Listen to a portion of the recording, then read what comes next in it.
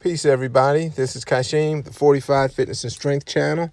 Thank you very much for taking a few minutes to watch this video.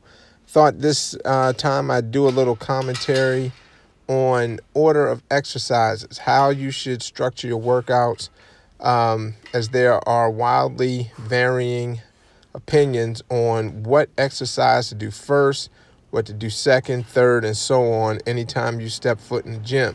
What you'll see in this video is me following, again, the DC or Doggcrapp training protocol.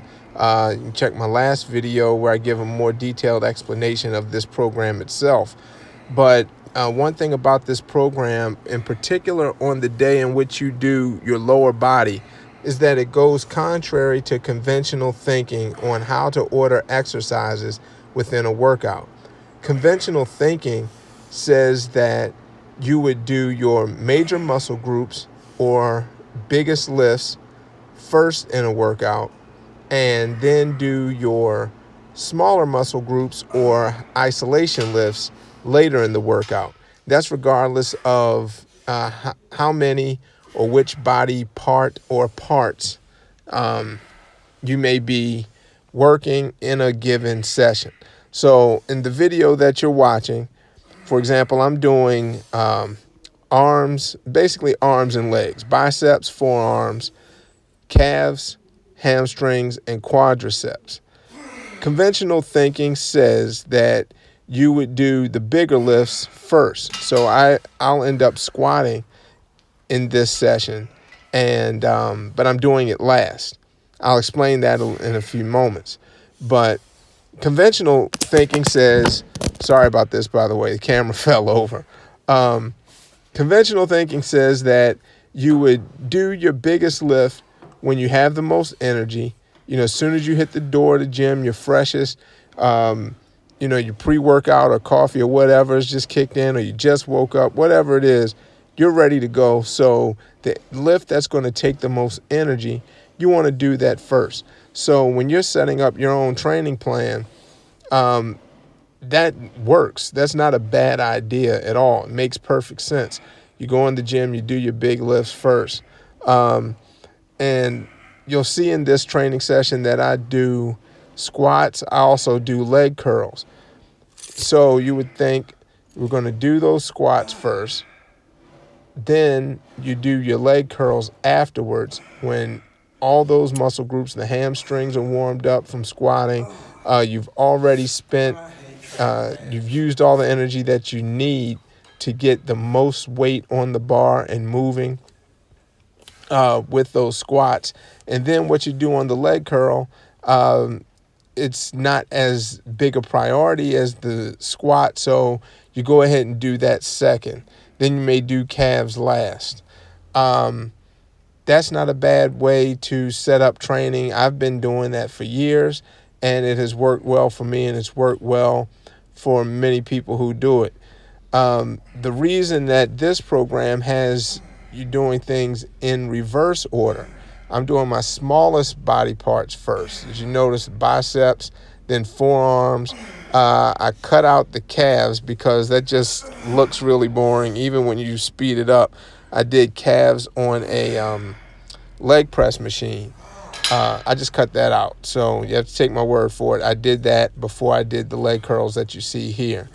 But that's the idea here, is that you're going to go so hard on the biggest lift, in this case it's squats, that you're not going to have the energy to do anything else after you finish. So you might as well save that for last and then just leave the gym when you're done. That's another way of thinking. This is my first time really putting that into practice, so we'll see how it goes. Over the years, I have done something like this, where if I'm doing, say, overhead press and squat, or bench press and squat on the same day, I'll tend to do the presses before the squat, even though in a powerlifting competition, the bench press comes after the squat. I've found that the squat takes away from my bench press much more than the bench press or overhead press will take away from my squat. So when I'm training, I want to get the most out of a given lift. So I order things accordingly that way. Another thing to consider, depending on where you train, if you train at home or in a gym like mine, if you notice in these clips, I'm pretty much the only person in here for the most part because there's just nobody else there at the times that I train. If you're in a packed commercial gym, you have to take availability of equipment into account when you're planning your training. You may want to squat first, but if you know that at the time you arrive at the gym, there's like always 2 or 3 people who are working in the rack or on the bench or on whatever equipment that you might like to start first with that day. Rather than waiting around or working in, if you know that, say, 20 minutes after that, it's probably going to be free because those people tend to have left by that point, you may just want to go ahead and plan to do something else first and use your time in the gym a little bit better. You know, sitting around and waiting. None of us go to the gym to sit and wait. You can sit and wait at home or in your car or wherever else. So that's another thing, another factor to consider when you are planning your training.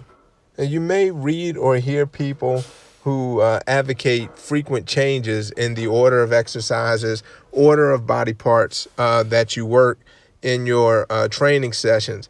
And personally, I have not found any merit with that. The notion of muscle confusion, you know, that your body gets used to doing the same things in the same order all the time. And so in order to make progress, you have to change that up on a regular basis. Personally, I've found over the years that the best way to confuse your muscles, if you need to, is put more weight on the bar or the stack in the machine, or do more reps, or do less reps with more weight. But that variable is the one that seems to consistently produce the most results in terms of changing. Changing order of exercises is not nearly as beneficial as increasing the amount of reps or weight that you can do on a given exercise. Or at least that's my humble opinion on the matter. So I'm not sure if I like doing squats last. In another session that I'll be putting up soon, I did deadlifts last. I'm not sure how I feel about it just yet, but I'm not ready to throw in the towel on it yet either. So I'll keep that experiment going and continue to give you more feedback. But whether you're my age, older, or younger, I hope some of what I put in this video is food for thought that you could use to help plan your own training sessions as you move forward. Thanks again for watching. If you made it this far in the video as we're about to wrap up, please take a moment to hit the thumbs up button, give us a like, and please leave a comment down below. Let me know what you think about all this. I'll see you next time. Peace.